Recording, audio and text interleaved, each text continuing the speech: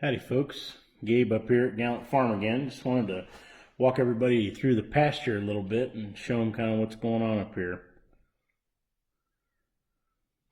Off to the right you got our, what I call pasture number one. We've split the grazing areas into 4 pastures so we can rest them each 3 weeks, which really isn't long enough, but maybe someday we'll add some more divisions so we can give them more rest. And when I say rest, I mean giving the grass time to regrow so it's plenty tall when the sheep go to eat it again. This makes it optimum for grazing, and it also makes it optimum for the grass to build up its root reserves and not kill the grass back. This division fencing is made out of split rail, or what you might call snake rail. As you can see over here, we've got some photos of when the pastures weren't divided off, they overgrazed these areas.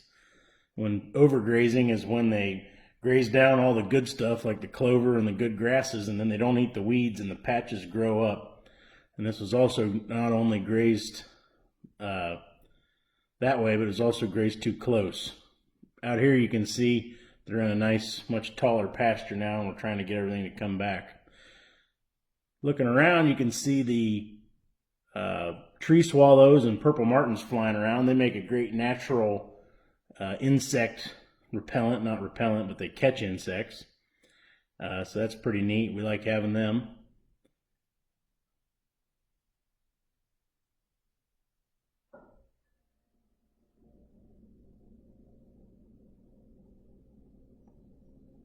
Sheep always stare at the camera.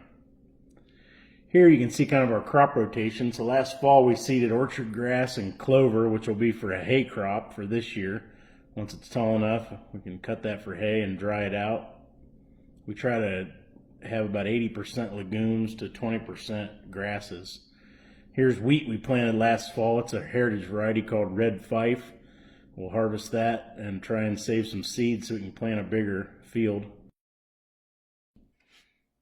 Here's our spring planted oats and alfalfa, and that is always planted together so the oats can act as a nurse crop for the alfalfa and help it come up after the oats are harvested. The final thing in the video is turning the compost, because compost is a big part of our fertility program here, and in the fall we'll spread all that good compost out on the fields. So look forward to seeing you when we reopen. Thank you.